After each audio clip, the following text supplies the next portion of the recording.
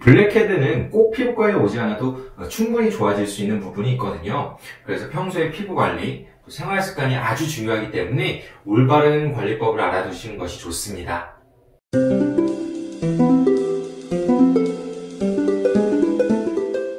안녕하세요. 어려운 피부 지식 쉽게 이해하자 피부과 전문의 문정현 원장입니다. 제가 이전에 여드름 관련 영상을 몇 개 올렸었는데 이 영상에 대한 피드백을 보니 블랙헤드에 대한 관심이 상당히 많으시더라고요. 이 블랙헤드라는 것은 꼭 여드름이 심한 사람한테만 생기는 것은 아니죠. 누구에게나 생길 수 있는 굉장히 흔한 현상인데요. 오늘은 블랙헤드가 무엇인지, 블랙헤드는 어떻게 해결할 수 있는지, 특히 홈케어로 관리할 수 있는 방법은 없는지에 대해서 자세하게 설명을 드리려고 하는데요. 덧붙여 이 블랙헤드라는 것은 넓어진 모공과도 필연적으로 연관되어 있기 때문에 제가 이전에 올린 모공 줄이는 법에 관련된 영상도 한번 참고해 주시면 감사하겠습니다. 자, 블랙헤드에 대한 모든 것 들을 준비 되셨나요? 자, 가시죠. 모공 안에는 피지선이 연결되어 있어서 피지선에서 만들어낸 피지는 모공을 통해 피부 밖으로 배출이 됩니다. 그런데 어떤 이유로 예를 들어 각질이나 노폐물이 피지가 배출되는 출구인 모공을 막아버리거나 혹은 피지 조성에 문제가 있어서 피지가 너무 찐득찐득하다면 피지가 피부 밖으로 제대로 나오지 못하고 모공 속 공간을 가득 채운 덩어리로 뭉치게 되죠. 피지가 공기 중에 노출되지 않고 이렇게 모공 속에 박혀만 있는 상태를 화이트헤드라고 부르고요. 만약 피지가 공기 중에 노출되어 산화되어 버리면 색이 검게 변하게 되는데 이렇게 검게 변한 상태를 블랙헤드라고 부릅니다. 사실 화이트헤드나 블랙헤드나 박혀있는 피지 덩어리라는 점에서는 크게 차이가 없고요. 다만 블랙헤드는 색이 검기 때문에 더 눈에 띄기도 쉽고 그렇기 때문에 우리에게 더 스트레스를 주게 되는 것이죠. 블랙헤드를 제거한다는 것은 이렇게 모공 속에 박혀있는 피지를 꺼내는 과정이라고 보시면 되겠습니다.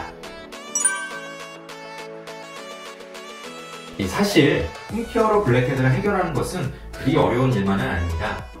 홈케어로는 아무래도 귀찮기도 하고요. 또 혼자서 꼼꼼하게 제거하기가 어렵기 때문에 완벽하게 제거하고 싶다면 당연히 피부과에 와서 제거하는 것이 좋고요. 나는 병원에 오는 게 경제적으로 좀 부담이 되거나 아니면 집에서 혼자서 없애고 싶다고 하시면 충분히 홈케어로도 가능합니다. 자, 우리가 집에서 해볼 수 있는 방법은 크게 두 가지로 정리를 해볼 수가 있겠는데요. 첫 번째는 클렌징 오일 또는 살리실산을 이용한 방법이 되겠습니다. 이 블랙헤드라는 것은 피지 덩어리이고 결국에는 기름 덩어리이기 때문에 이 오일 성분이 잘 용해가 됩니다. 따라서 클렌징 오일을 이용해서 세안을 하면 이 블랙헤드가 생기는 것을 어느 정도 방지할 수가 있겠고요. 다만 사용했을 때 오일 잔여물이 다시 모공을 막을 수 있기 때문에 이런 점에 유의를 하면서 사용해야 되겠습니다. 또한 살리실산은 각질이나 피지를 녹이는 성질이 있기 때문에 피부과에서도 가장 대표적으로 사용하는 필링 제제 중에 하나인데요. 그렇기 때문에 살리실산이 들어있는 클렌저나 필링 패드를 이용하면 상당히 도움을 받을 수 있겠습니다. 두 번째로는 홈케어용으로 나온 스크러버를 사용하는 방법입니다. 딥클렌징이나 각질 제거 용도로 사용하는 제품이죠. 이런 스크러버는 피부과에서도 사용하는 기기이기 때문에 집에서도 잘만 사용하면 피부과 케어만큼이나 좋은 효과를 보실 수가 있겠는데요.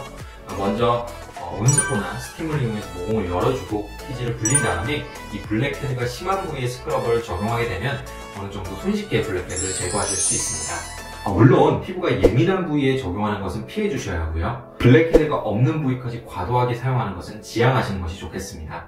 다만 블랙헤드를 잘 제거했다고 해서 다 끝난 것은 아니죠.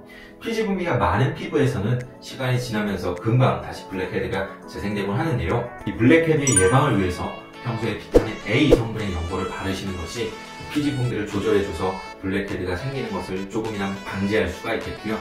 만약 그럼에도 불구하고 피지 분비가 잘 조절되지 않는다면 이 피부과의 도움을 받는 것도 괜찮은 방법이 되겠습니다.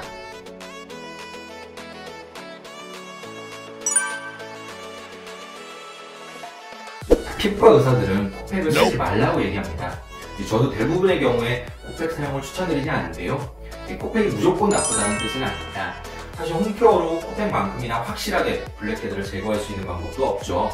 이 의사들이 코팩을 쓰지 말라고 하는 것은 코팩을 남용하지 말라는 뜻으로 이해하시는 것이 좋습니다. 코팩에 붙어있는 접착제 성분은 피부에 아주 강력한 자극을 주게 되는데요. 이 블랙헤드를 뽑아내는 데는 도움이 될지 몰라도 주변 정상 피부의 각질까지도 모두 벗겨내게 됩니다. 각질이라는 것은 많으면 모공을 막아서 블랙헤드 생성에 도움이 될지 모르지만 또 각질이 너무 없어도 피부가 예민해지고 자극으로부터 손상받기가 쉬워지는데요. 이 각질은 우리 피부를 보호하는 피부 장벽의 가장 주요한 구성 성분이기 때문에 어느 정도는 적정량을 가지고 있는 것이 중요합니다. 따라서 코팩을 너무 자주 사용하거나 남용하게 되면 우리 피부에는 오히려 안 좋은 영향을 미칠 수가 있는 것이죠. 따라서 저는 코팩을 사용하고자 할 때 반드시 지켜야 될 3가지 조건에 대해서 말씀을 드리곤 하는데요. 첫째, 민감성 피부에서는 절대 사용 금지. 안 그래도 예민해지기 쉬운 피부에서는 절대로 사용해서는 안 됩니다. 둘째, 최소 1주 이상의 텀을 두고 사용할 것. 각질이 벗겨진 뒤에 다시 어느 정도 회복되기 위해서는 충분한 시간적 여유가 필요합니다. 따라서 코팩은 블랙헤드가 너무 신경 쓰일 때만 가끔씩 간헐적으로 사용하는 것이 좋습니다. 셋째, 코팩 직후에 보습제를 발라 피부 장벽의 회복을 도울 것. 코팩을 사용한 직후에는 보습제를 충분히 발라서 피부 장벽이 빠르게 회복될 수 있도록 도와주시는 것이 좋습니다. 만약 내가 코팩을 사용하고자 한다면 지금 말씀드린 3가지 조건을 반드시 지켜가면서 사용하도록 하세요. 자, 오늘은 블랙헤드에 관해서 자세하게 말씀을 드렸습니다. 블랙헤드는 꼭 피부과에 오지 않아도 집에서만 관리해도 충분히 좋아질 수 있는 부분이 있거든요.